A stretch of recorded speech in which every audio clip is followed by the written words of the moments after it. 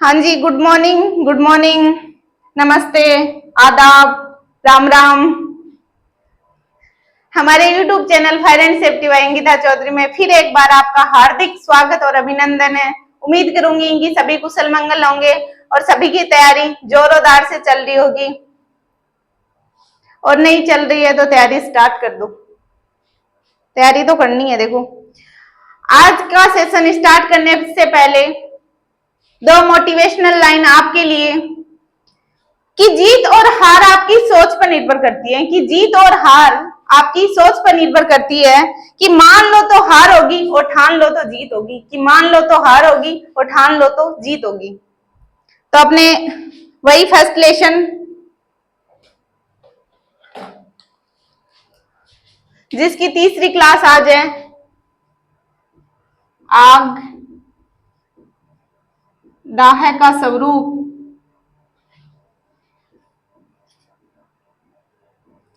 व निर्माण, जिसमें दो सेशन कंप्लीट हो चुके हैं। इसके दो वीडियो अपलोड हो चुके हैं। तीसरा वीडियो ये है, जिसमें दो वीडियो में अपन ने देखा था कि फर्स्ट में देखा कि फायर क्या होती है, फायर की फुल फॉर्म क्या होती है, आग कैसे लगती है और आग कैसे बुझती है। आग लग गई, उसके बाद में बुझाने की अपन ने विधियां पढ़ी है, जिसमें अपन ने स्टारवेशन के बारे में पढ़ा था, अपन ने स्मूदरिंग के बारे में पढ़ा है, कूलिंग के बारे में पढ़ा है और बीटिंग मेथड के बारे में पढ़ा है।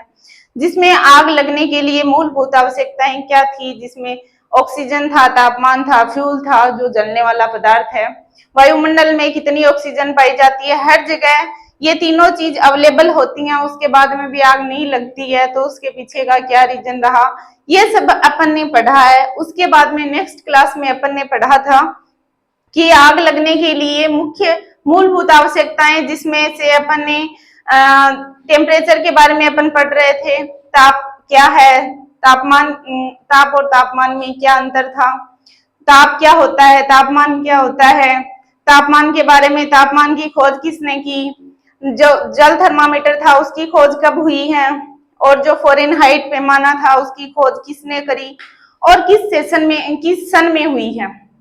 उसके बाद में अपन ने पढ़ा है कि तापमान कितने प्रकार का होता है, जिसमें तापमान 4 प्रकार का था। और उसके बाद में अपन ने कुछ सूत्र पढ़े हैं, जिसमें अपन डिग्री सेल्सियस, फ़ारेनहाइट, केल्विन और रैंकिन के बारे में पढ़ते हैं।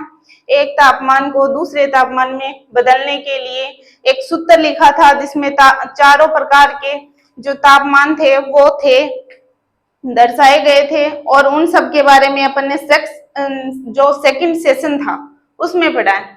आज अपने फर्स्ट लेसन, जिसका नाम है आग दाह का स्वरूप व निर्माण, जिसका थर्ड वीडियो ये है, जिसमें अपन पढ़ेंगे कि तापमान के क्या प्रभाव है। तापमान के प्रभाव,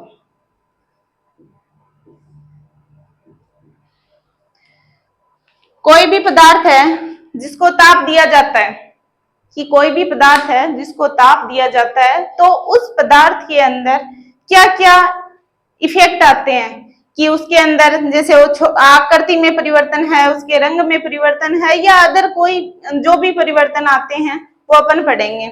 जिसमें एक एग्जांपल लेके अपन देखते हैं कि ये कोई ठोस पदार्थ है, ये कोई द्रव पदार्थ और ये कोई गैस पदार्थ।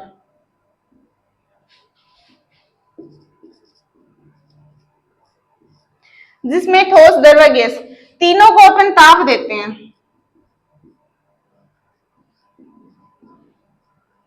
तीनों को अपन ताप देते हैं, उसके बाद में क्या रिजल्ट आता है।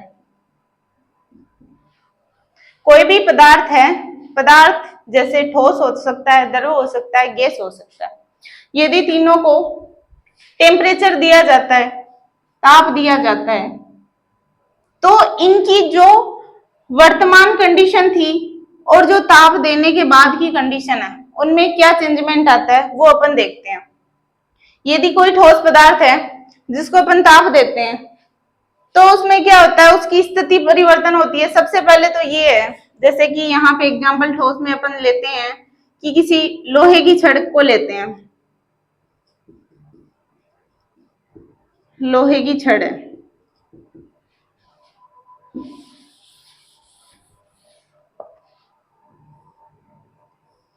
ये कोई लोहे की छड़ है जिसको ताप दिया जाता है, जिसकी फर्स्ट कंडीशन ये थी, जिसमें मतलब यहाँ पे ताप नहीं था, जो पहले से एक छड़ थी जिसको अपन ने तापमान यहाँ पे ताप दे देते हैं, तो ये छड़ इसकी बजाय अधिक लंबी हो गई, यानी कि इसकी स्थिति में परिवर्तन हुआ है। स्थिति में परिवर्तन हुआ है क्योंकि इसकी आकृति यहाँ पे इतनी थी, इसकी आकृति यहाँ पे इतनी बड़ी हो गई। अपन ने तो क्या किया है, ताप ही तो दिया है, टेम्परेचर ही तो दिया था, स्थिति में परिवर्तन हो गई। यहाँ पे ये नॉर्मल कलर की वजह से यहाँ पे ताप देते हैं तो इसके रंग में परिवर्तन हो जाता है। ये तो आप लोग भी जानते ही हो, कहीं लोहार तो देखा ही होगा, वो किसी लोहे की चीज को पीटते रहते हैं, पीटते रहते हैं, पीटते रहते हैं, और टेम्परेचर देने के बाद में और उसका एक नया ही रूप तैयार करते हैं। पहले वो एक छड़ अलग थी और उसको टेम्परेचर देने के बाद में जैसे ही उसको पीटेंगे पीटेंगे एक नया ही रूप तैयार होगा, ये तो आप जानते ही हो ना।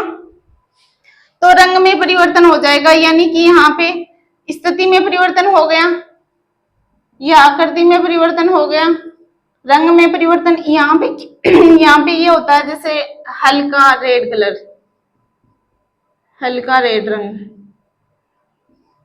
आ जाता है, यहाँ पे रंग में परिवर्तन आ जाता है, स्थिति में परिवर्तन आ जाता है, आयतन में परिवर्तन ये है। इसी प्रकार ये कोई भी लिक्विड पदार्थ है, द्रव है, पानी है, उसको अपन जैसे ही गर्म करते हैं तो उसकी भी स्थिति परिवर्तन होती है, उसकी आकृति परिवर्तन होती है, मतलब कि फैल जाता है वो। ऐसा ही गैसों के साथ में होता है, गैस है वो पहले इकट्ठी थी, उसको जैसे टेम्परेचर देंगे वो फैल जाएगी, वो बाहर चली जाएगी, यानी और ज्यादा फैल रही है वो। इस प्रकार होता है कि टेम्परेचर देने के साथ साथ में इनमें क्या परिवर्तन आता है।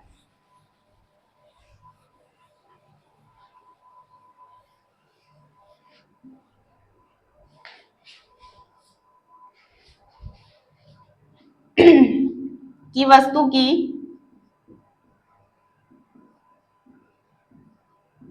स्थिति में परिवर्तन,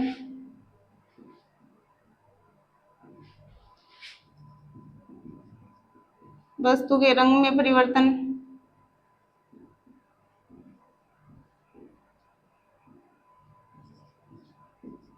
वस्तु के आयतन में परिवर्तन,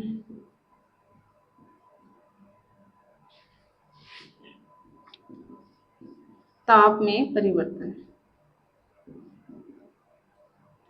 इस प्रकार अलग अलग परिवर्तन किसी भी पदार्थ को ताप देने से आते हैं। उसके बाद में देखते हैं अपन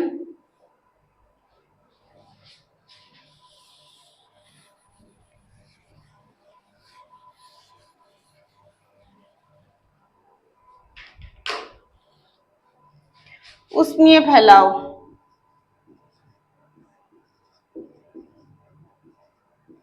या थर्मल एक्सपेंशन।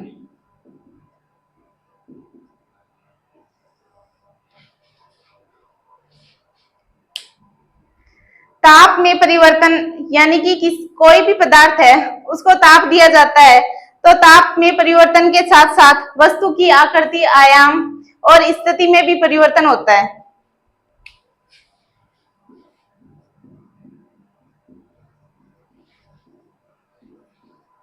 ताप में परिवर्तन जैसे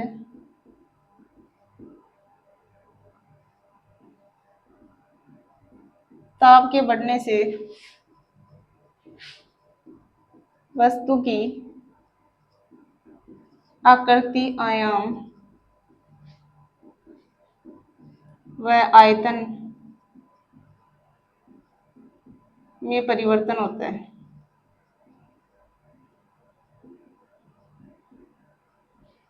में परिवर्तन होता है तथा फैलाव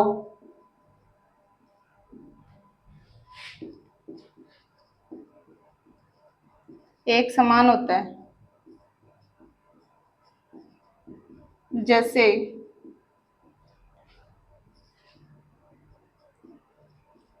वस्तु वस्तु के आयाम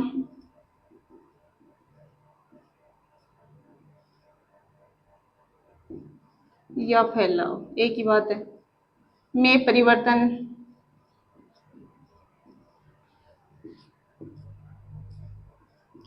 वस्तु की स्थिति में परिवर्तन, तापांतर।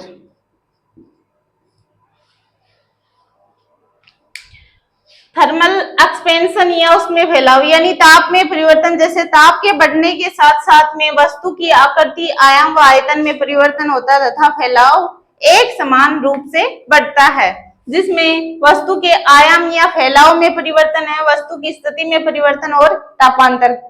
अब आप लोग सोच रहे होंगे मैं हंस क्यों रही हूँ, मेरे सामने और भी कई महानुभाव बैठे हैं जो पढ़ रहे हैं, तो बार बार में थोड़ा सा डिस्टर्ब कर रहे हैं, जिस वजह से थोड़ी सी हंस गई, तो उसके लिए सो सॉरी।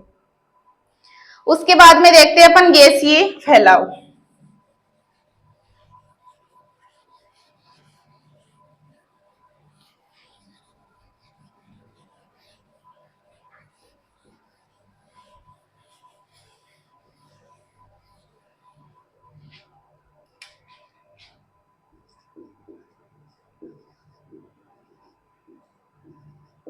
गैसीय फैलाव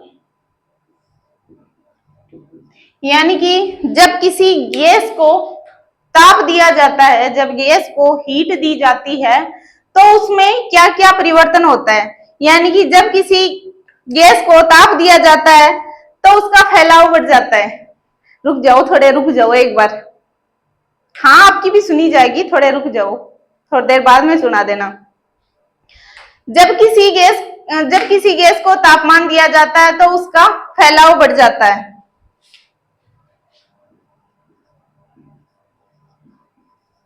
जब किसी गैस को ताप दिया जाता है तो उसका फैलाव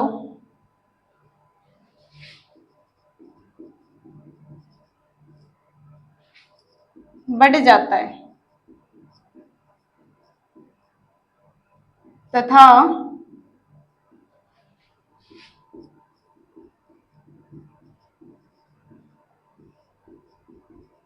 एब्सोल्यूट ताप देने पर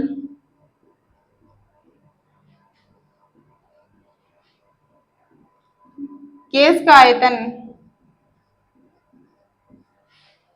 क्या बोल रहे हो, रुक जाओ, एब्सोल्यूट ताप देने पर गैस का आयतन दुगुना हो जाता है तथा आयतन बढ़ने के साथ साथ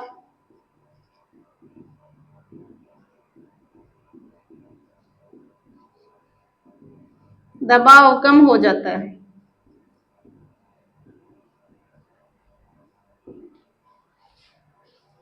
जब किसी गैस को ताप दिया जाता है तो उसका फैलाव बढ़ जाता है। यही बात है कि जैसे किसी गिलास के अंदर गैस थी और उसको अपन तापमान देते हैं तो उसका फैलाव बढ़ जाएगा, वो फैल जाएगी।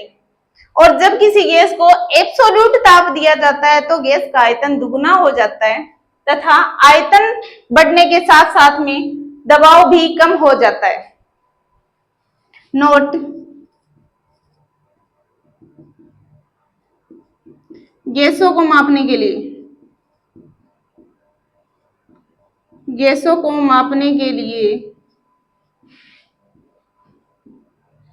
एब्सोल्यूट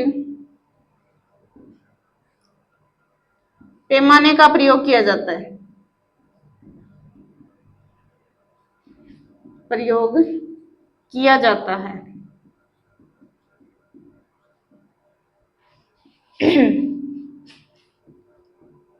ताप को मापने के लिए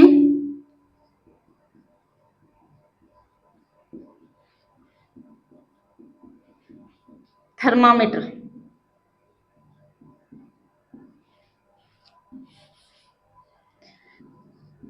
थर्मामीटर पैमाने का यूज किया जाता है।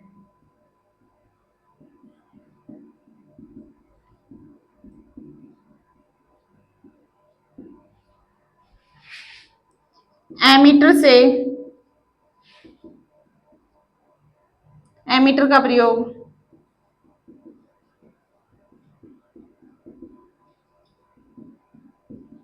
धारा को मापने के लिए,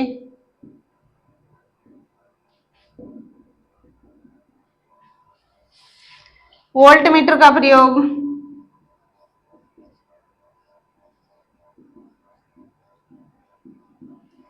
वोल्टेज को मापने के लिए,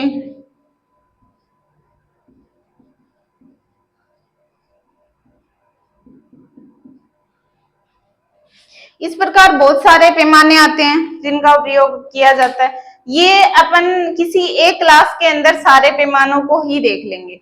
ये तो एक दो पैमाने का जिक्र हुआ है यहाँ पे, तो एक दो और बता दिए।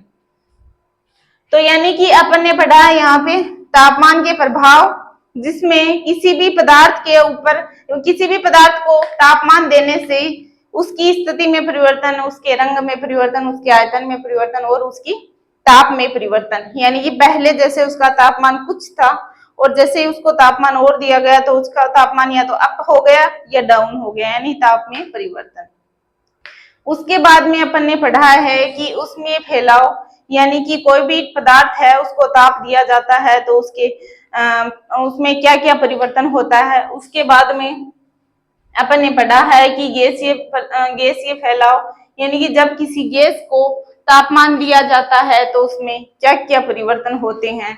उसमें होने वाले परिवर्तन जो आपके सामने है, तापमान दिया जाता है तो उसका फैलाव बढ़ जाता है, और यदि उसको एब्सोल्यूट ताप दिया जाता है तो उसका आयतन दोगुना हो जाता है, और आयतन बढ़ेगा तो बढ़ने के साथ साथ में उसका दबाव कम हो जाएगा, जो व्युत्क्रमानुपाती होता है, जो कि व्युत्क्रमानुपाती होता है।